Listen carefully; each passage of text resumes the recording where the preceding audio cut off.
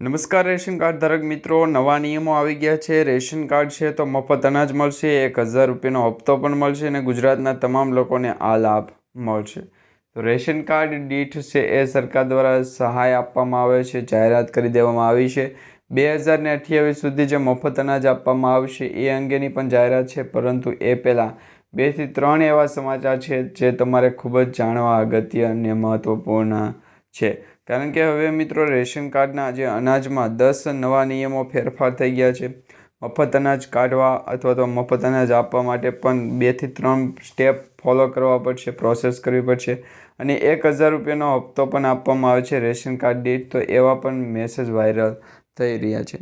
તો આ દરેક માહિતી અને સમાચાર જાણવા માટે આજનો વિડીયો અંત સુધી એટલે કે છેલ્લે સુધી જોતા રહેજો અને ખાસ કરીને અમારી આ યુટ્યુબ ચેનલને સબસ્ક્રાઈબ કરી લેજો, જેથી કરી મિત્રો આવી કોઈ પણ સરકારી યોજના કે જાહેરાતો હોય કે પછી સમાચાર હોય એ સૌપ્રથમ તમને અમારી ચેનલના માધ્યમથી સમાચાર સ્વરૂપે મળી જશે।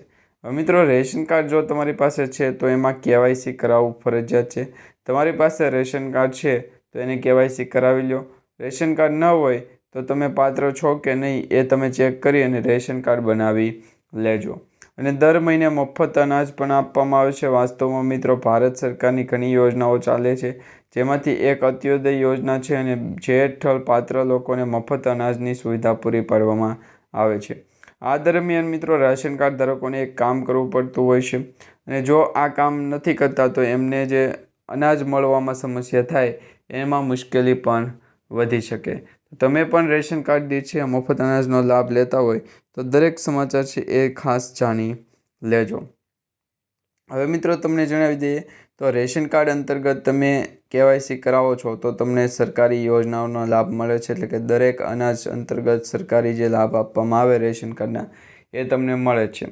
તો જો તમે રેશન કાર્ડ ધારક છો અને તમારા માટે કેવાયસી કરાવવું ફરજિયાત થઈ ગયું છે, કેવાયસી નહીં કરાવો તો તમને મફત અનાજનો લાભ નહીં મળે, મુશ્કેલીનો સામનો કરવો પડી શકે અને તમારું રેશન કાર્ડ પણ કેન્સલ થઈ શકે અથવા તો રદ થઈ શકે અથવા તો સાયલન્ટ થઈ શકે। જેથી મિત્રો આ કામ તમારે છે સમયાંતરે કરવું પૂર્ણ પડશે।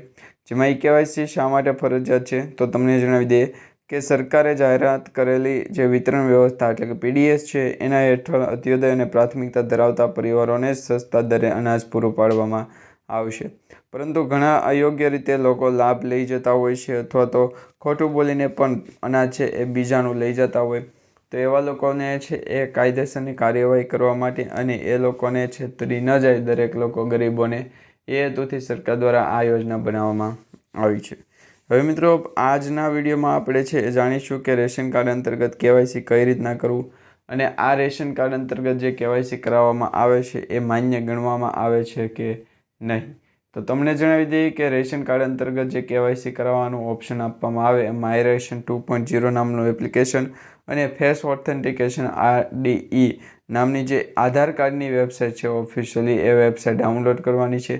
આ બંને વેબસાઇટ તમે ડાઉનલોડ કરી લેશો પછી તમારે છે એ માય રેશન એપ્લિકેશન ઓપન કરવાની છે। ત્યાં જઈ અને તમારે ગૂગલ પ્લે સ્ટોર ઉપર પણ સર્ચ કરી શકો અથવા તો એપ સ્ટોર ઉપર પણ માય રેશન એપ્લિકેશન છે એ સર્ચ કરી શકશો।